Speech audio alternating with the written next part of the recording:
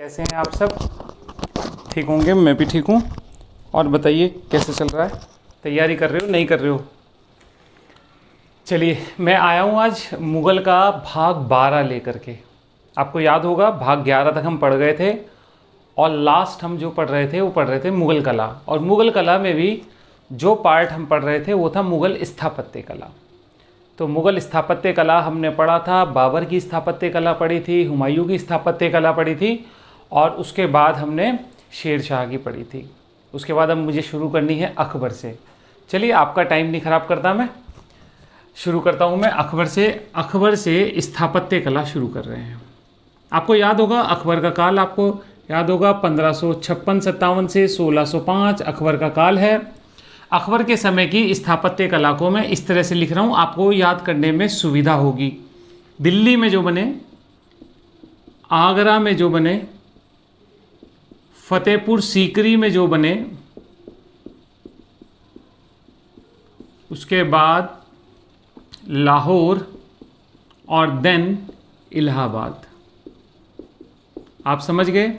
मैं अकबर की स्थापत्य कला पढ़ाते हुए इन 5 जगह पर ले जाऊंगा आपको स्टेप बाय स्टेप। तो धीरे धीरे मैं ले जाऊंगा। पहले मैं आपको थोड़ा सा स्थापत्य कला का बता दूं, फिर मैं चलता हूं। चलिए, देखिए, अगर स्थापत्य कला की मुझे बात करनी है तो मुग़ल स्थापत्य कला को, जो मुग़ल स्थापत्य कला है, ये भारतीय प्लस इस्लामी, या मैं कहूँ फारसी, या कहूँ ईरानी, एक ही बात है, इसका सम्मिश्रण देखने को मिलता है। ठीक बात है। देखिए, पहले मैं बात करता हूँ भारतीय स्थापत्य कला में एक चीज़ होती है जिसे कहते हैं ट्रेबिएट। ठीक बात है। भारतीय स्थापत्य कला में एक होती है ट्रेबिएट, स्पेलिंग में दोबारा लिख देता हूँ। हिंदी में अगर मैं लिखूँ तो इसे बोलेंगे टेपर। ठीक हो गई बात। और ईरानी स्थापत्य कला में एक होता है आर्क्यूएट। ठीक बात है। आर्क्यूएट को मैं हिंदी में लिख दूं तो मेहराब, या और भी अर्थ होता है इसका धनुषाकार।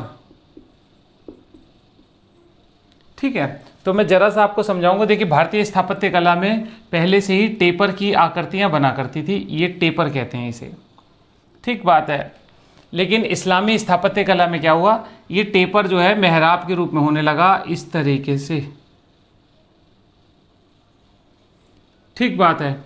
इसे थोड़ा सा सही कर लीजिए, मेरी जरा कला ऐसे ही है, मैं दोबारा बना देता हूँ, आप देखिएगा। ये देखिए, नाम से ही पता लग रहा है आर्क है, तो ये आर्क के रूप में, इस रूप में। तो ये टेपर जो कि इंडियन स्थापत्य कला का था, और ये मेहराब, इन दोनों का ही मिश्रण है मुग़ल स्थापत्य कला। देखिए, मेहराब का अगर मैं इतिहास की बात करूं, भारत में पहला मेहराब का प्रयोग जो बेहतरीन मेहराब दिखता है, तो आप अलाई दरवाज़ा देखिए। अलाई दरवाज़ा दिल्ली सल्तनत में अलाउद्दीन खिलजी बनवाएगा, तो वहाँ पे पहली बार मेहराब का प्रयोग मिलता है। और मेहराब वहाँ पे कैसा था? वहाँ पे ऐसा था मेहराब, घोड़े की नाल का। अब यहाँ पे मुग़लों में घोड़े की नाल भी है और उसके अंदर और रिफाइन हो गई है वो। ठीक है, तो मुग़ल मेहराब में ये विशेषता देखने को मिलती है, जबकि इंडियन जो थे ये टेपर है। इसका ही मिश्रण जो है आपको मुग़ल स्थापत्य कला में देखने को मिलेगा। चलिए, मैं आगे चलता हूँ और डिस्कस करते हैं अकबर की स्थापत्य कला। अकबर की स्थापत्य कला में पहले चलता हूँ मैं आपको लेकर के दिल्ली। दिल्ली में क्या है? दिल्ली में हुमायूं का मकबरा है। ठीक बात है। क्या विशेषता है इसकी? इसमें दोहरा गुंबद, ईरानी कला ली गई है और जिसमें दोहरा गुंबद बनाया गया है ईरानी कला का। चलिए, आप कहेंगे और क्या विशेषता है इसकी? और विशेषता बताता हूं इसकी। 4 बाग पद्धति है इसमें। 4 बाग पद्धति आप क्या कहेंगे? यानी कि उद्यान, यानी गार्डन में निर्माण, एक गार्डन में बना हुआ है ये। बाग बगीचे के बीच में मुगलों ने स्थापत्य कला यानी कि जो भी आकृति मकबरा बनाए उन्होंने उसके आसपास बाग बगीचे लगाए, उसे ही चार बाग पद्धति कहते हैं। देखिए, इतिहास पढ़ते हुए कुछ चीज़ों को पीछे से भी देखना चाहिए। क्या भारत में कभी मकबरे के आसपास उद्यान या बाग बगीचे देखने को नहीं मिलते? तो हाँ, मिलते हैं। कहाँ मिलते हैं? तो उसकी मैं बात करता हूँ। सबसे पहले दिल्ली सल्तनत में सिकंदर लोदी का मकबरा था एक, सिकंदर लोदी का, उसमें पहली बार उद्यान बना था, उसके आसपास बाग बगीचे देखने को मिलते हैं। ठीक होगी बात। तो मैं यहाँ से सिकंदर लोदी को मिटो रहा हूँ क्योंकि मैं चर्चा कर रहा हूँ हुमायूं पे। किसने बनवाया हुमायूं को मकबरा? है से हुमायूं, है से उसकी पत्नी हाजी बेगम ने बनवाया था, हाजी बेगम। ठीक हो गई बात। दोहरा गुंबद है, हाजी बेगम ने बनवाया, ईरानी गुंबद कहते हैं उसे। ठीक बात है। और क्या कह सकते हैं इसे? इसे ताजमहल का पूर्वगामी भी कहते हैं, ताजमहल का पूर्वगामी इसे ही कहा जाता है। ठीक बात है। उसके अलावा इसमें क्या विशेषताएं, इसके क्या क्वेश्चन है वो देख लेते हैं। देखिए, इसके अहाते में, अहाते का मतलब इसके बरामदे में या इसके जितना भी इसका एरिया है उसमें सर्वाधिक मुगल परिवार के लोग दफन हैं, परिवार के लोग दफन हैं इसमें। ठीक हो गई बात। उसके अलावा एक और क्वेश्चन बता देता हूँ। देखिए, जब 1857 का विद्रोह होगा तो बहादुर शाह जफर होंगे अंतिम मुगल बादशाह, बहादुर शाह जफर सेकंड अंतिम मुगल बादशाह होंगे। तो ये कहाँ छुप जाएंगे? ये हुमायूं के मकबरे में छुप जाएंगे। इन्हें हडसन, लेफ्टिनेंट हडसन होगा, हडसन गिरफ्तार करेगा इसी मकबरे से और रंगून भेज देगा। पीछे भी बात करी थी मैंने। ठीक बात है। तो बहादुर शाह जफर को गिरफ्तार करके रंगून भेज दिया जाएगा। मेरे पिया गए रंगून। तो ये सारे के सारे क्वेश्चन हैं, आप देख लीजिएगा। मैंने आपको मुगल स्थापत्य कला की विशेषता बताई, कहाँ से सम्मिश्रित किया गया है, कौन कौन से तत्व उसमें लिए गए हैं। पहले अकबर के समय में अगर बात करूँ, हुमायूं का मकबरा है, मकबरा हुमायूं का, लेकिन बनवाया हाजी बेगम ने। बन रहा किसके काल में है? अकबर के काल में बन रहा है। उसकी क्या क्या विशेषता है? ताजमहल का पूर्वगामी है। ये मकबरा कब बनेगा? 1565 में बनेगा। ठीक है, चलिए अब मैं यहाँ से स्विच करके सीधा चलता हूँ आगरा। चलिए आगरा घुमाते हैं। चलिए आगरा चलते हैं।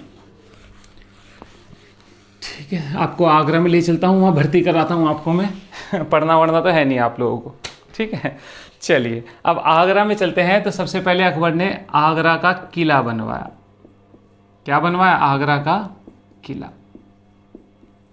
ठीक है, अकबर 4 किले बनवाएगा प्रमुख रूप से। एक आगरा का किला है जो 1565 से 74 में बन के पूरा हुआ, 65 से 74 में बन के पूरा हुआ है। आगरे के किले में 2 इमारतें बहुत इंपॉर्टेंट हैं जिन्हें हमें देखना चाहिए। ठीक बात है। नंबर 1 तो है अकबरी महल।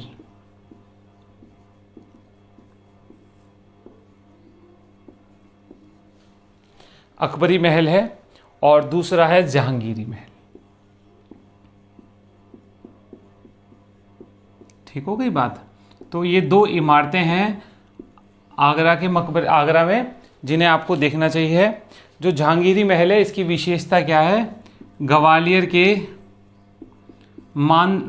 के मान सिंह की जो कब्र है उसकी नकल है। ये मान सिंह की कब्र की, मान सिंह की नकल है ये। ठीक बात है। मान सिंह की जो वहाँ पर ग्वालियर के मान सिंह का जो महल है उसकी नकल है। इसे देख लेते हैं। चलिए, ये आगरा की 2 इमारतें याद रखिएगा। पेपर में पूछा जाता है कौन सी आगरा में है, कौन सी फतेहपुर सीकरी में है, तो आपको देखना चाहिए। मैंने आगरा की बता दी है। अब मैं आपको लेके चलता हूँ फतेहपुर सीकरी। आप सोच रहे होंगे फतेहपुर सीकरी चलते हैं। चलिए ठीक है, अब आपका भर्ती का टाइम पूरा हो गया आगरा से। अब फतेहपुर सीकरी चलते हैं। फतेहपुर सीकरी आगरा से 10 से 15 किलोमीटर की दूरी पर है। इससे ज़्यादा 20 होगा। 10, 15, 20 क्या फ़र्क पड़ता है यार? कौन सा आपको पैदल ट्रैवल करना है? वहीं आगरा डिस्ट्रिक्ट में फतेहपुर सीकरी है उसके पास। अकबर ने 1571-72 में अपनी राजधानी आगरा से फतेहपुर सीकरी शिफ्ट कर दी थी। ठीक है, तो फतेहपुर सीकरी में आगरा ने जो चीज़ें बनवाई हैं उसे देख लेते हैं। सबसे पहले दीवाने आम।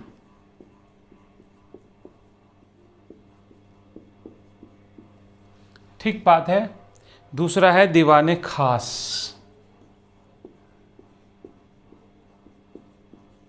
देखिए जहाँ भी जाएंगे ना आपको दीवाने आम मिलेगा मिलेगा। क्यों?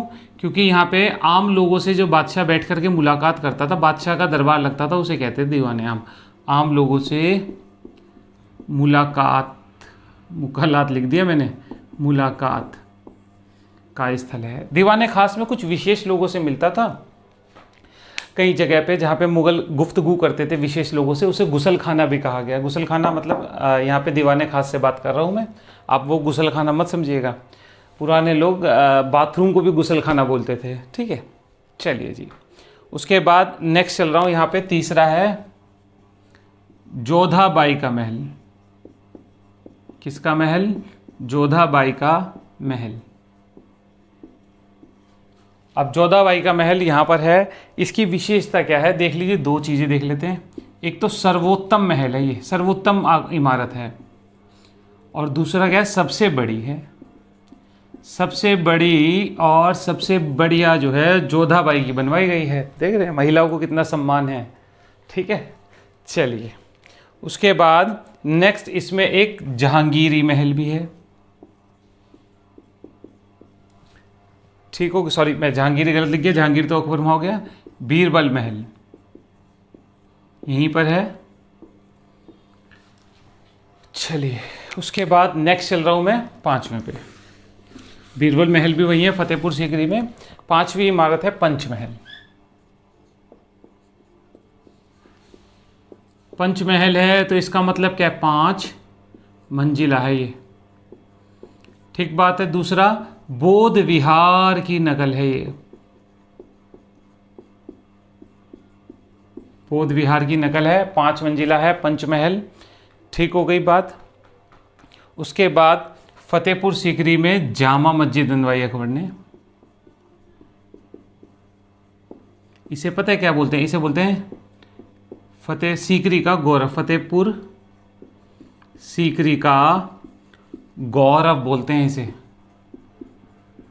चलिए, और दूसरा इसके लिए कहा गया है पत्थर में रूमानी कथा, इसे ही बोला गया है।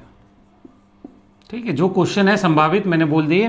कहीं पर मैं अगर गलत होऊंगा तो ठीक कर दूंगा, आप ध्यान रखिएगा। जो मैं बोल रहा हूँ थोड़ा बहुत गलत हो जाता है। देखिए आपको एक बात बताऊँ मैं, जो मैं 30, 35, 40 मिनट की वीडियो डालता हूँ, मेरी अनकट वीडियो है। जो भी आप YouTube पे वीडियो देखेंगे ना, सब कट होती है, कट कट करके जोड़ रखा होता है उन्हें। मेरी अनकट है, मैं बिल्कुल क्लास की तरह बता रहा हूँ। एक भी शॉर्ट कहीं से भी कोई कटा हुआ नहीं है, इसलिए थोड़ा बहुत बोलने में करेक्शन हो जाती है, तो आप ध्यान रखिएगा। टंग स्लिप हो जाती है, आप उसे ध्यान रखिएगा। चलिए, उसके बाद अकबर ने फतेहपुर सीकरी में बुलंद दरवाज़ा बनवाया था। बुलंद दरवाज़ा 134 फीट ऊंचा है। ठीक हो गई बात, 134 फीट ऊंचा है, लाल बलुआ पत्थर का। इसकी विशेषता क्या है? ये अर्ध गुंबदाकार है। कैसा है? अर्ध गुंबदाकार है ये। ठीक बात है, लाल बलुआ पत्थर का प्रयोग हुआ है। हम जानते हैं अकबर के यहाँ पे मुख्यतः लाल बलुआ पत्थर का ही प्रयोग करेगा अकबर। और लाल बलुआ पत्थर कहाँ से लाते थे अकबर के समय? चुनार से लाते थे। चुनार कहाँ है? उत्तर प्रदेश में। ये भी क्वेश्चन पूछा गया है। चलिए मैं मिटो रहा हूँ इसे, फिर मैं अगले इसमें आ रहा हूँ। फतेहपुर सीकरी में और क्या मिलेगा? फतेहपुर सीकरी में शेख सलीम चिश्ती का मकबरा भी है। शेख सलीम चिश्ती का मकबरा भी है। कहाँ पर है? फतेहपुर सीकरी में है शेख सलीम चिश्ती का मकबरा। ठीक हो गई बात। तो ये फतेहपुर सीकरी की जो मेन इमारतें हैं मैंने आपको बता दिया है। फतेहपुर सीकरी के बाद चलिए आपको फतेहपुर सीकरी का 1-2 और देख लेते हैं। एक मरियम महल है। मरियम अकबर की वाइफ है, तो उनके नाम पे बना हुआ है मरियम महल। ठीक बात है। इसमें बहुत ज़्यादा ना ईरानी कला का प्रभाव दिखता है, ईरानी प्रभाव की।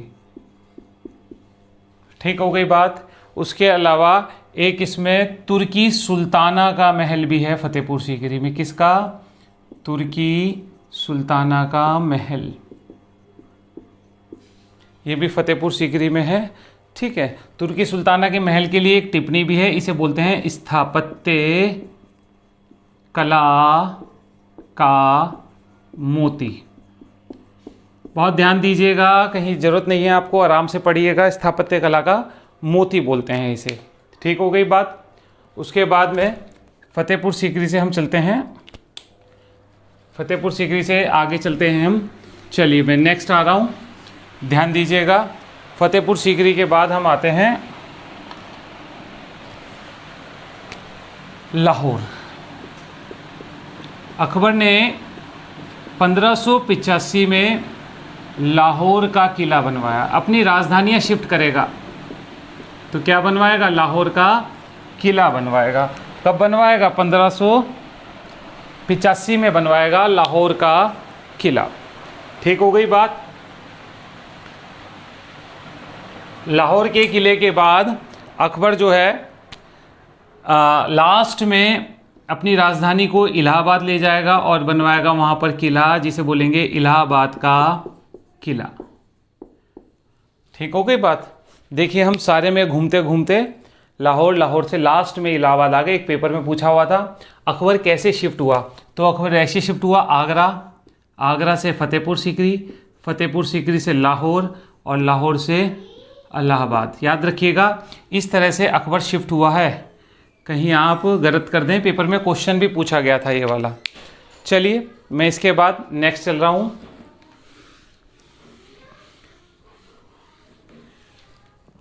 अब हम चलते हैं जहांगीर पे, जहांगीर की स्थापत्य कला पे चलते हैं। ठीक है, चलिए देखिए अकबर की मृत्यु हुई थी तो अकबर ने अपने लिए मकबरा बनाने के लिए जगह चुनी थी सिकंदरा। सिकंदरा में यहाँ पर क्या बनेगा? अकबर का प्लस अकबर की जो वाइफ थी हरखा बाई, या मैं लिख दूँ मरियम उज्जमानी, या मैं लिख दूँ हरखा बाई। इन दोनों का मकबरा जो है वो कहाँ पे है? सिकंदरा में है। सिकंदरा में मकबरा। ठीक होगी। जहांगीर बनवाएगा ये, ठीक है ना, जहांगीर इसे पूरा करवाएगा। जगह अकबरी चुन लेगा, बनवाएगा इसे जहांगीर। इसके अलावा एतमाउद्दौला का मकबरा। एतमाउद्दौला, एतमाउद्दौला कौन था? जहांगीर का ससुर था। इसका मकबरा कहाँ बनेगा? ये बनेगा आपके आगरा में। एतमाउद्दौला का मकबरा इम्पॉर्टेंट होता है, ठीक है। तो एतमाउद्दौला का मकबरा कौन बनवाएगा? जहांगीर बनवाएगा। इसकी विशेषता क्या है? बेदाग संगमरमर का मकबरा है ये, बेदाग संगमरमर का मकबरा है ये। इसमें बहुतायत में संगमरमर का प्रयोग हुआ है। सफ़ेद बेदाग संगमरमर का मकबरा है। संगमरमर कहाँ से आता है? संगमरमर आता है मकराना से। तो आप देखिए अपने ससुर जी का मकबरा, ये बहुत सुंदर मकबरा बनवाएगा। स्थापत्य कला में विशेष स्थान है एतमाउद्दौला के मकबरे का। तीसरे में आ रहा हूँ अब्दुल रहीम खान खाना। याद है आपको अब्दुल रहीम? बैरम खां का लड़का था। इसका मकबरा भी बनवाएगा जहांगीर। कहाँ पे बनवाएगा? इसका मकबरा बनेगा दिल्ली में। ठीक हो गई बात। अब्दुल रहीम खाना का मकबरा दिल्ली में बनवाएगा, तो ये इंपॉर्टेंट हो जाएगा तीनों। इसके बाद में नेक्स्ट आ रहा हूँ जहांगीर के समय ही, इसे मैं मिटोता हूँ। और देखिए जहांगीर के समय में कुछ मैं बात कर रहा हूँ मुग़ल गार्डन की। देखिए मैं काय की बात कर रहा हूँ? मुग़ल गार्डन की। ठीक बात है। देखिए मुग़ल गार्डन की बात करूँ, अगर मैं पीछे से बात करूँ तो बाबर ने एक गार्डन बनवाया था आगरा में जिसका नाम था नूर अफ़गान, जिसे आज ना आराम बाग कहते हैं। ये बाबर ने उस समय बनवाया था, ठीक है। तो मैं इसकी तो बात नहीं कर रहा हूँ मैं, अब मैं बात कर रहा हूँ जहांगीर के समय की। तो जहांगीर के समय आप चलिए कश्मीर घुमा के लाता हूँ मैं आपको। कश्मीर, कश्मीर में सबसे पहले हम बात करते हैं शालीमार बाग, शालीमार गार्डन, ठीक है। फिर हम बात करते हैं निशात गार्डन। ठीक हो गई बात। और तीसरी में बात करता हूं चश्मा ए शाही गार्डन, चश्मा ए शाही गार्डन। इन तीनों की मैं बात करता हूँ, किस किस ने क्या बनवाया वो आप देख लीजिए। कश्मीर में शालीमार गार्डन जहांगीर ने बनवाया। फिर निशात गार्डन आसफ खां ने बनवाया था। अब आप कहेंगे आसफ खां कौन? आसफ खां जहांगीर का साला था, डल झील के पास है ये, और ये भी जहांगीर ने बनवाया था, चश्मा शाही। ठीक होगी बात, ये भी जहांगीर ने बनवाया था। तो ये तीन प्रमुख गार्डन हैं जहांगीर के समय के। मैंने तीनों पे चर्चा कर ली है। अब मैं नेक्स्ट आ रहा हूँ, आप आ जाइए मेरे साथ। चलते हैं अब शाहजहाँ के समय। ठीक है, मैं इसे मिटो रहा हूँ और मैं चल रहा हूँ शाहजहाँ के पास। शाहजहाँ की मैं बात करूँगा तो शाहजहाँ की बात करते हैं। शाहजहाँ का जो काल है वो क्या काल है? शाहजहाँ का काल है लगभग 1627 से और 1657 तक। ठीक है, क्या है ये मुगल स्थापत्य का स्वर्ण काल है। ठीक बात है। ठीक है, क्या कहते हैं शाहजहाँ को? शाहजहाँ को कहते हैं किंग ऑफ बिल्डर्स कहते हैं। ठीक बात है। देखिए अब इसके समय, अब ये लाल से सफ़ेद हो गया स्थापत्य कला। आप कहेंगे लाल था बलुआ पत्थर, और अब बलुआ पत्थर क्या हो गया? संगमरमर में कन्वर्ट हो गया। संगमरमर कहाँ से आ रहा है? संगमरमर आपका मकराना से आ रहा है। ठीक हो गई बात। चलिए अब मैं यहाँ पे शाहजहाँ को बात कर रहे हैं। शाहजहाँ की देखिए क्या क्या चेंज हुआ। अब उसकी बात करता हूँ मैं शाहजहाँ की स्थापत्य कला की। बलुआ पत्थर कहाँ से आता था? बलुआ पत्थर चुनार से आता था, देख लीजिएगा, उत्तर प्रदेश में क्वेश्चन पूछा गया है ये। और संगमरमर कहाँ से आ रहा है? मकराना राजस्थान से संगमरमर आ रहा है। चलिए शाहजहाँ के समय अगर मैं निर्माण कार्य की बात करूँगा तो पहले मुझे आगरा में चलना पड़ेगा। आप मेरे साथ आ जाइए, फिर आगरा में आपको फिर भर्ती कराता हूँ।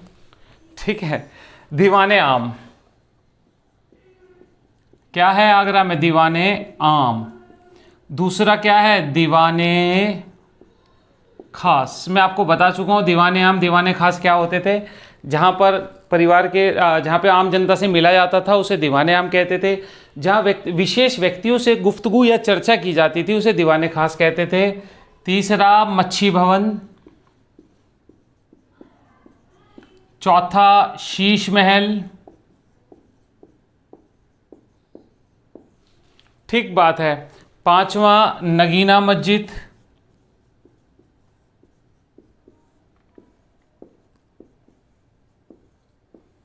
ठीक हो गई बात। छठा मोती मस्जिद।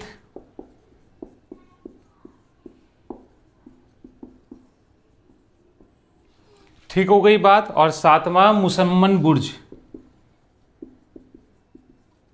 मुसम्मन बुर्ज। अब देख लीजिए, मैं आपको क्वेश्चन बता देता हूं। देखिए ये तीन तो पूछे जाते हैं। ये आपसे पूछेगा किसने बनवाया, कहाँ बनवाया, यही क्वेश्चन है। पेपर में कई बार आ चुका, आगरा की मोती मस्जिद किसने बनवाई? आगरा की मोती मस्जिद शाहजहां ने बनवाई है। मुसम्मन बुर्ज, तो ये आपको पता होना चाहिए आगरा में कौन सी इमारत है, किसने बनवाई है, ये आपको याद रखना चाहिए।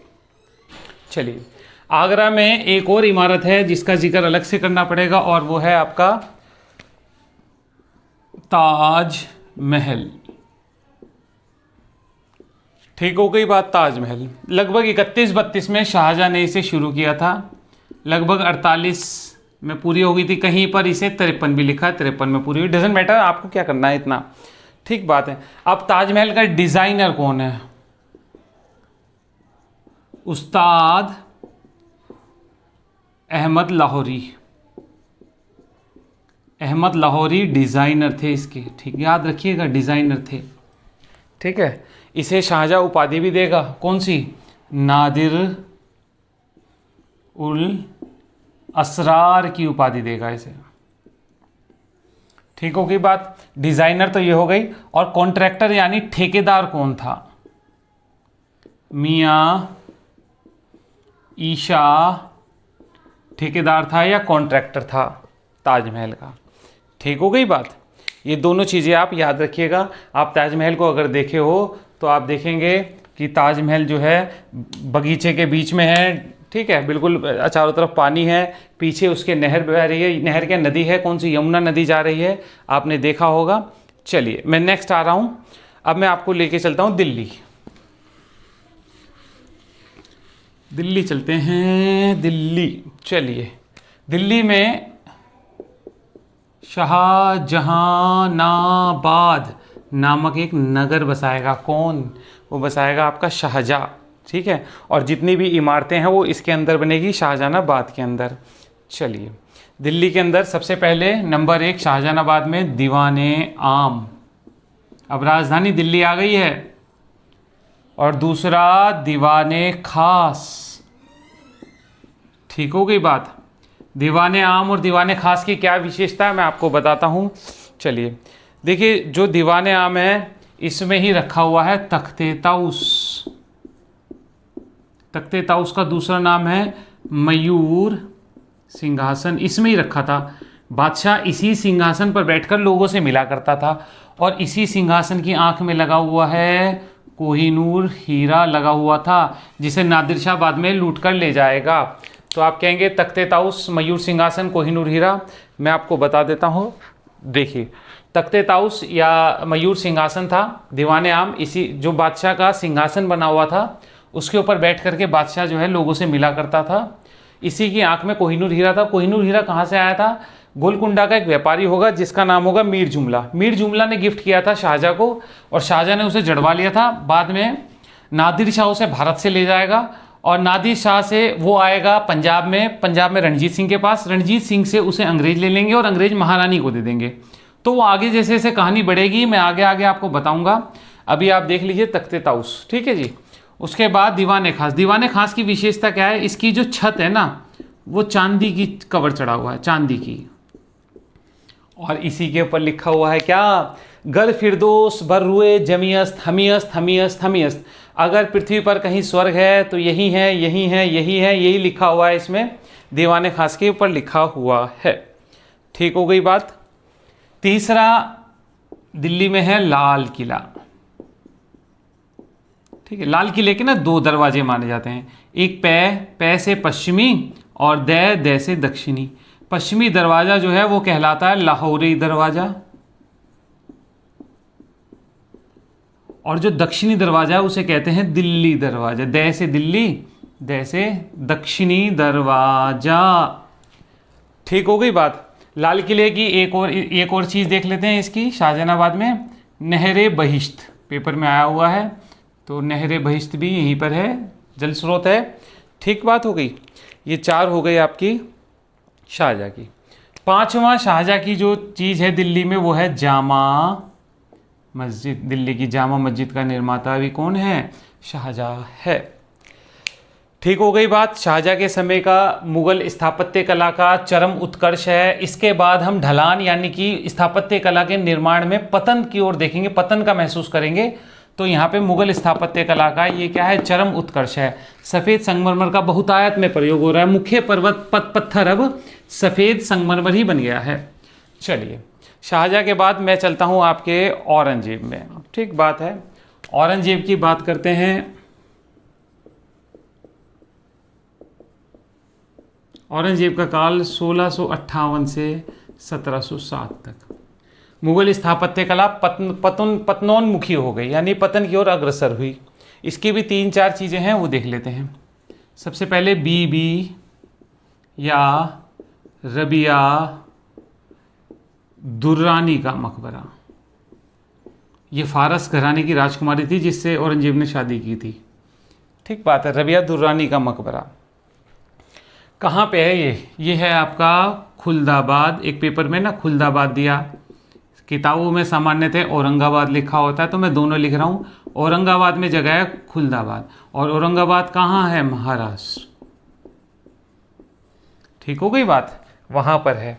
अब क्या विशेषता है इस मकबरे की? देखिए हम जानते हैं कि ताजमहल का डिज़ाइनर उस्ताद अहमद लाहौरी था। उस्ताद अहमद लाहौरी का लड़का जिद पे अड़ गया कि अपने पापा की तरह मैं भी एक ताजमहल जैसी आकृति बनाऊंगा, तो उसके बेटे ने इसे बनाया। इसे दक्षिण का ताजमहल भी कहते हैं।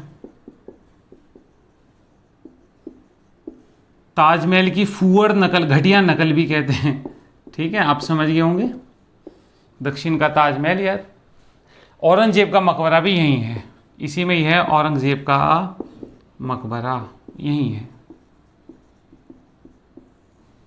ठीक हो गई बात। चलिए, उसके बाद पेपर में ग्रुप 28 का पेपर हुआ था उत्तराखंड में, उसमें एक इमारत आई थी औरंगजेब की, मैं उसकी बात कर लेता हूँ।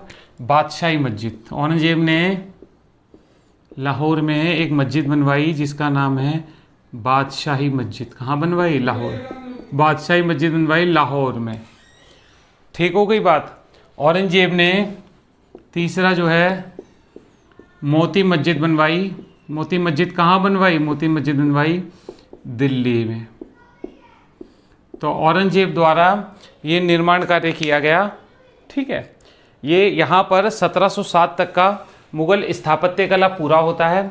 इसके बाद मैं चित्रकला पे आऊँगा। चित्रकला, संगीत कला, साहित्य, उन सब टॉपिक पे मैं स्टेप बाय स्टेप आऊँगा।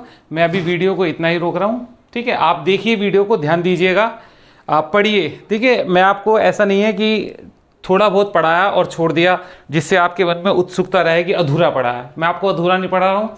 अगर आपसे कोई कहे कि स्थापत्य कला में और पढ़ना चाहिए तो वो गलत कह रहा है, और अगर कहे इससे कम पढ़ना चाहिए तो भी गलत कह रहा है। मैं आपको एक लिमिटेड और जितना पेपरों में आता है उतना पढ़ा रहा हूँ मैं आपको। आप इतना इतना याद करिए, मेरे साथ याद करते चलिए। 8 दिन बाद आप बोलेंगे मेरा मुगल सारा कंप्लीट हो गया। मुगल कंप्लीट होने का मतलब आपका 1526 से लेकर के 1857 तक का 300-350 साल का इतिहास पूरा हो गया। उसके बाद मुगल देखिए पूरे स्टेप बाय स्टेप है। फिर मराठे आते हैं, मराठों के बाद मैं धीरे धीरे सारे क्वेश्चन बताऊंगा। मैं ऐसा भी कर सकता हूँ कि आप मराठे के 20 क्वेश्चन ला करके आपको बताऊँ इन्हें याद करिए, इन्हें याद करिए, लेकिन तरीका सही नहीं है वो। कल को आप मान लो कहीं मेंस ही लिखने लगे, उत्तराखंड पीसीएस ही लिखने लगे, उत्तराखंड पीसीएस आएगा आगे, अगर आपको लिखना पड़ा तब मैं बताऊंगा आपको। ये टिप्पणियां हैं 80 नंबर 200 नंबर के पेपर में 80 नंबर की टिप्पणियां हैं जो आपको लिखनी पड़ेंगी। तो आप मेरी बात समझिए, मैं आपका नुकसान नहीं होने देना चाहता किसी भी तरह से। आप देखिए चीज़ों को और उन्हें क्रम से याद कीजिए। कोई गलती भूल चूक हो गई हो तो कमेंट कर देना, मैं सुधार दूंगा यार, ठीक है। मैं अनकट है मेरा, तो गलती हो सकती है, मेरे से बोलने में भी हो सकती है, आपके समझने में भी हो सकती है। ऐसा ही नहीं मैं ही गलत हूँ सब जगह, ठीक है। नहीं, चलिए, तो आप ध्यान रखिएगा अपना। टेक केयर है, बाय।